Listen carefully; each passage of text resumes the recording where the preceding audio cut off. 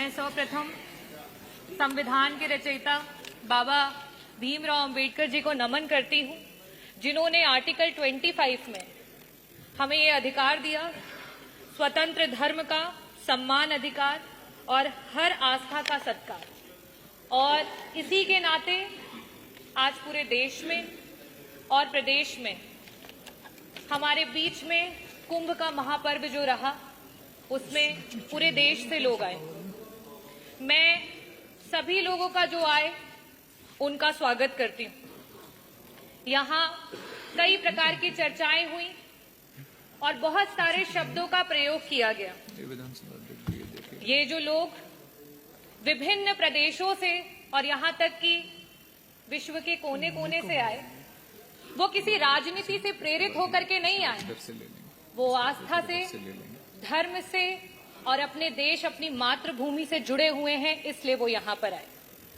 महाकुंभ के आयोजन में जितना बजट होना चाहिए था, सरकार ने उसकी कमी की। महाकुंभ में जो सुविधाएं हमारे लोगों को देनी चाहिए थी, सरकार ने उसकी कमी की। वहां पे गिद्ध नहीं गए थे, वहां पे सूअर नहीं गए थे, वहां पे इस देश में आस्था रखने वाले, इस देश को लोकतांत्रिक समझने वाले, इस देश में भाईचारे को आगे लेकर के जाने वाले लोग वहां पे पहुंचे थे। मैं इस सदन में आज बहुत सारी चर्चाएं हुई, बहुत सारी बातें कही गई।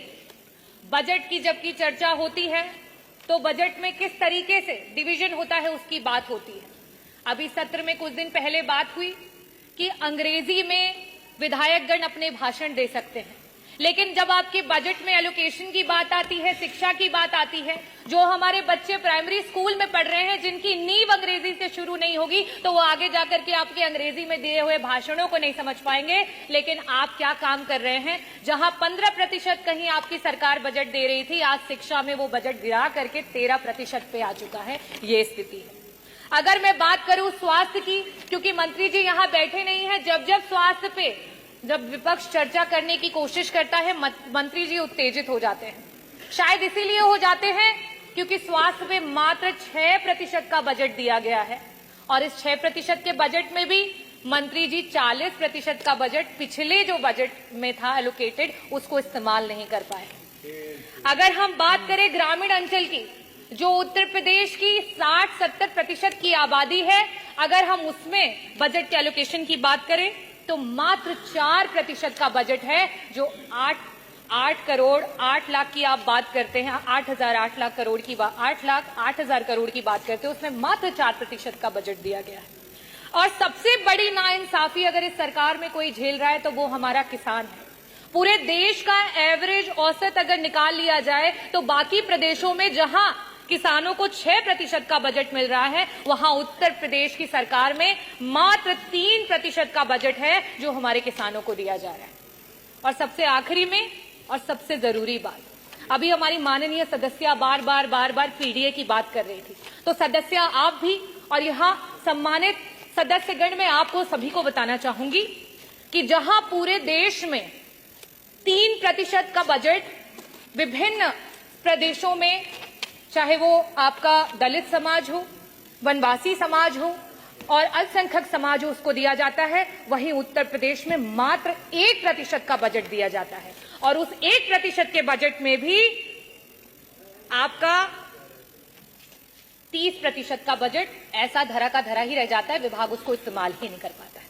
हम इतने बड़े बड़े बजट की बात कर रहे हैं, मैं आंकड़े रखना चाहूंगी।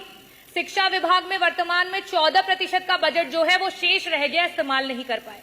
स्वास्थ्य में 40% का बजट ऐसे ही रह गया, उसे इस्तेमाल नहीं कर पाए। आवास में 46% का बजट रह गया, जिसे इस्तेमाल नहीं कर पाए। SC ST माइनॉरिटी में 30% का बजट है, जिसे इस्तेमाल नहीं कर पाए। अगर हम सिंचाई एवं बाढ़ नियंत्रण की बात करें, 35% का बजट है, जिसे इस्तेमाल नहीं कर पाए। अगर हम ट्रांसपोर्ट और PWD की बात करें, 6% का बजट है, जो पुराना बजट है, जिसे आप इस्तेमाल नहीं कर पाए। समाज कल्याण के मंत्री जी यहाँ बैठे हैं, 23% का बजट आज ऐसे ही पड़ा हुआ है, उसे इस्तेमाल नहीं कर पाए। कृषि विभाग वैसे ही 4% किसानों को दिया जा रहा है बजट में से, उसमें से भी 10% बजट ऐसे ही धरा का धरा रह गया, उसे इस्तेमाल नहीं कर पाए। तो मैं बजटों पे बहुत बातें नहीं करूंगी, क्योंकि जो पुराना है उसे ही नहीं इस्तेमाल कर पाए, तो बड़े बड़े बजटों का क्या हवाई लूटी जाए।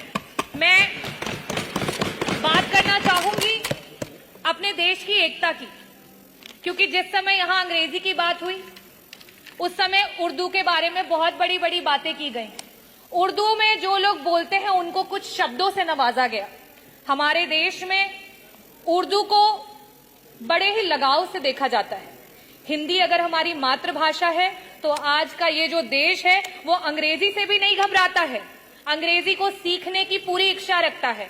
पंडित ब्रिज नारायण जी, पंडित रतननाथ सरहार जी, मुंशी प्रेमचंद जी, पंडित आनंद मोहन जी, यहां तक कि राष्ट्रपति रहे हुए कृष्णकांत जी, इन सभी लोगों का उर्दू से बहुत लगाव था। तो क्या इनके लिए भी उन्हीं शब्दों से नवाजा जाएगा? मैं आखिरी में सिर्फ यही कहना चाहती हूं, ये विकसित देश है, ये प्रगतिशील देश है और ये युवाओं का देश है और युवाओं की यही आवाज है कि रावण नहीं हम पलने देंगे साधुओं के वेश में, रावण नहीं हम पलने देंगे साधुओं के वेश में, अफजल नहीं पनपने देंगे अब्दुल कलाम के देश में, हिंदू हो या मुसलमान अब शीश नहीं कटने देंगे, कसम तिरंगे झंडे की अब ये देश नहीं बंटने देंगे। जय भीम, जय भारत, बहुत बहुत धन्यवाद। मनोज पांडे जी, रमापति शास्त्री जी,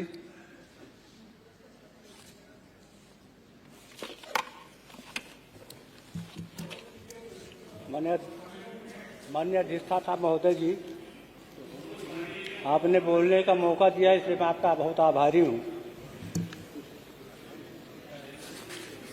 आदरणीय योगी जी के नेतृत्व में माननीय वित्त मंत्री सुरेश खन्ना जी ने वित्तीय वर्ष 2025-26 के लिए सदन में प्रस्तुत बजट को गांव, गरीब, किसान, नौजवानों को समर्पित है। उनका अभिनंदन व स्वागत करता हूं। योगी जी के नेतृत्व वाली सरकार अब सभी के सबको सब तक पहुंचाने की बात कर रही है। माने योगी जी की सरकार बजट प्रस्तुत करने के बाद मुझे लगता है कि इससे राम राज्य जाने वाला है। ऐसा राम राज्य जहाँ दैहिक दैविक भौतिक तापा, राम राज्य काहू के नहीं व्यापा, नहीं दरिद्र को दुखी न दीना, नहीं अबुद्ध नहीं लक्षण हीना, सब सुंदर सब सुभग शरीरा, जो तन पाए भजे लखवीरा, ऐसे राम राज्य की परिकल्पना को साकार करना चाहिए। कभी कभी पक्ष विपक्ष के लोगों को देखने के बाद में एक बार लगता है कि हम क्या कर रहे हैं। मुझे महाभारत का वो श्लोक याद आता है, जब एक सामने अर्जुन और भगवान कृष्ण रथ लेकर के जाने वाले हैं। अपने भाई बंधुओं को देखने के बाद में अर्जुन ने अपना रथ रख दिया, अपना गांडीव रख दिया। उन्होंने कहा नत्वा हम कामये राज्यम न स्वर्गम न पुनर्भवम। कहा मुझे कामना न राज्य की है, न स्वर्ग की है, न पुनर्जन्म की है, इसलिए मैं अब युद्ध नहीं करूंगा। भगवान कृष्ण ने कहा था तुम्हें युद्ध करना पड़ेगा। कहा क्यों? कहा कामये दुख तपना नाम प्राणी नाम आत्मनाशनम। दुखी प्राणियों के कष्ट के निवारण के लिए आपको युद्ध करना पड़ेगा। अब इसी युद्ध को लेकर के योगी जी की सरकार और मोदी जी की सरकार डबल इंजन की सरकार बना करके आगे बढ़ने का काम कर रहा है। मैं योगी जी को और मोदी जी को और माननीय वित्त मंत्री जी ने ये प्रस्तुत किया है जो बजट, इसका मैं स्वागत करता हूँ, सम्मान करता हूँ। मित्रों, माननीय अधिष्ठाता महोदय, मैं इस बात को आगे इसलिए बढ़ाना चाहता हूँ, पंडित दीनदयाल उपाध्याय ने एकात्म मानववाद के आधार पर राष्ट्र के निर्माण की परिकल्पना साकार करने के लिए एक आह्वान किया था। उन्होंने कहा था व्यक्ति खड़ा करोगे तो व्यक्ति से परिवार खड़ा होगा, और परिवार खड़ा करोगे तो परिवार से समाज खड़ा होगा, और समाज जब खड़ा होगा तो समाज से राष्ट्र खड़ा होगा। राष्ट्र को खड़ा करने के लिए समाज को, और समाज को खड़ा करने के लिए परिवार को, और परिवार को खड़ा करने के लिए व्यक्ति को खड़ा करना पड़ेगा। उन्होंने व्यक्ति को खड़ा करने के लिए आगे बढ़ करके काम करने के लिए उन्होंने दीनदयाल जी ने कहा, उसी काम को लेकर के भारतीय जनता पार्टी की सरकार डबल इंजन की सरकार, चाहे दिल्ली में हो, चाहे उत्तर प्रदेश में हो, चाहे मोदी जी के नेतृत्व में हो, चाहे योगी जी के नेतृत्व में हो, और चाहे पक्ष विपक्ष में बैठे सबका कहीं ना कहीं मन लगता है कि काम हो रहा है, उसके पक्ष में हो, मैं चाहता हूं। और इसलिए कि माननीय पंडित दीनदयाल उपाध्याय ने में इसलिए एक महामंत्र दिया था, चरैवेति चरैवेति, मैंने चलते रहो। जो व्यक्ति जितना चलता है उसका मुकद्दर उतना चलता है।